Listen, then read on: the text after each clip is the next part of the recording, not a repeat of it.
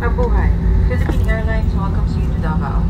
The local time is 10 minutes past the hour of 4 in the morning and the date today is August 1, 2025. Hi! So, sorry na kasi first vlog ko. This is my first vlog ever. Anyway, right now, nandito tayo sa Davao ngayon. Davao City, to be exact. And I'll be staying here ng mga 3 days. Actually, yung pinaka-goal ko talaga dito is to attend the wedding of my friend. Pero, mag-explore din tayo ng mga local eats. I'll be going also to Saman Island for a day tour. So, yeah, I'll show you around, then I'll be back in a few. So, nakita nyo naman nakapagpalit na ako. So, ngayon, actually, nag-stay ako sa Red Planet Davao along JB Laurel Street. Street ba yun? But, I'll give you a quick room tour. Actually, may lang naman yung room ko. Nabook ko siya sa clock around 1,200 per night.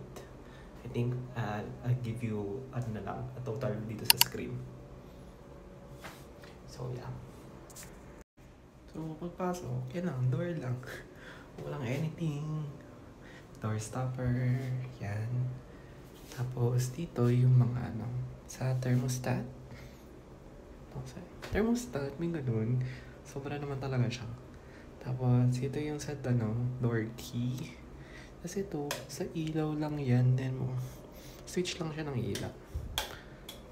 Actually, namin switch sa, kwarto na to. So, ito, yan o, kita mo. Yan yung may hallway lang dito. Tapos, yan na. Oh, sorry naman na kasi nakapag-permi na ako dito eh. Tapos, sa right side, pagpasok nyo, nandito yung dryer. Tapos, ang ganda kasi meron na rin siyang full body mirror. So, yeah. Sa dito is siya, maramiting mirror.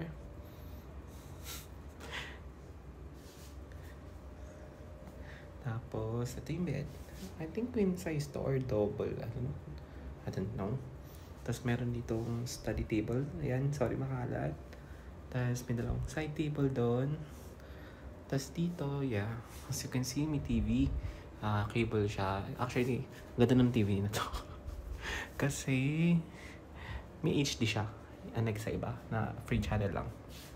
I mean, HD na cable. Tapos, dito, may sabitan ng damit. So, sabi ko nga, ata ng wedding, so yan yung damit ko. A. Tapos dito, may view siya ng city actually, so maganda. Maganda kasi, maganda ba? Tignan natin. Ano ba to? Tada! Nakikita mo na agad yung street sa labas. Pero wala naman masyadong view. Yan o. Ano ba yun? Parang ata ito eh. Warehouse ata itong sa gilid eh. Pero dito, yan, makikita mo agad o. Actually sa area na to, sobrang traffic.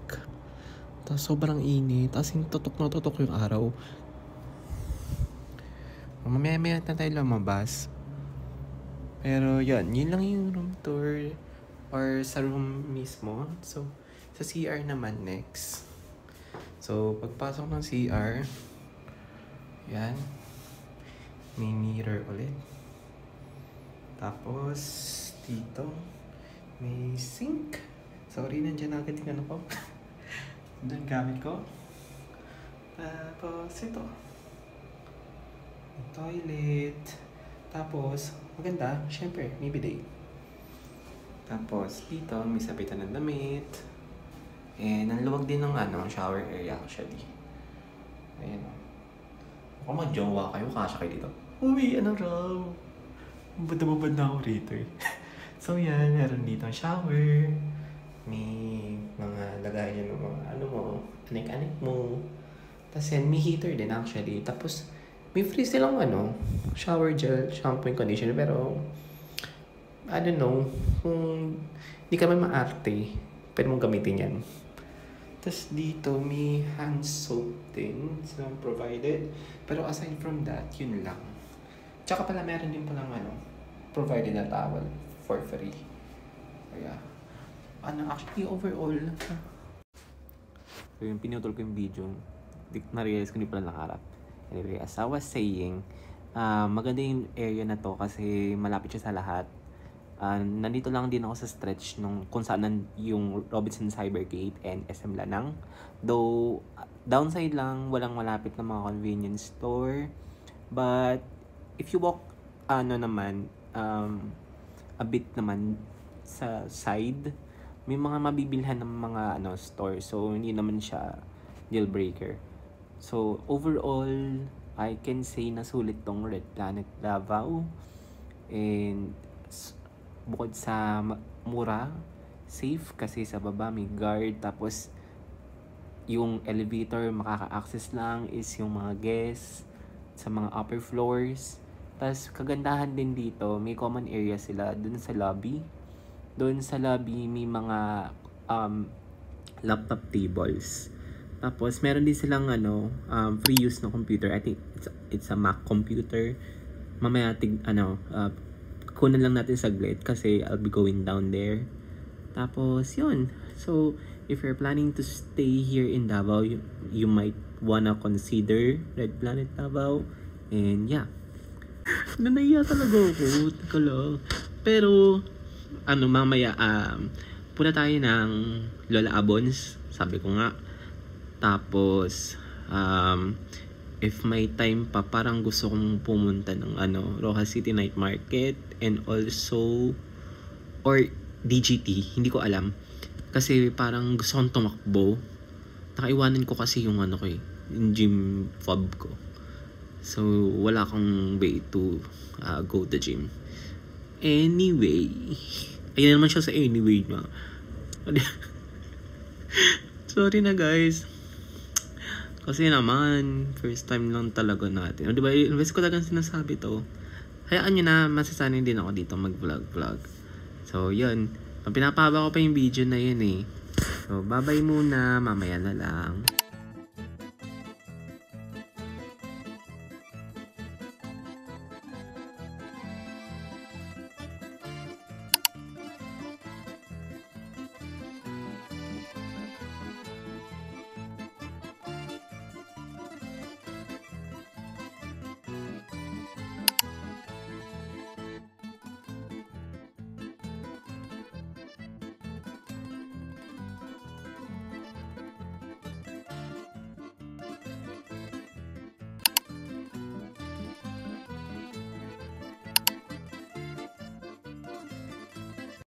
So yun guys, papunta tayo sa Rojas City Night Market. Actually nag-angkas lang ako dito. 69 pesos lang mula sa saan man nakapunta.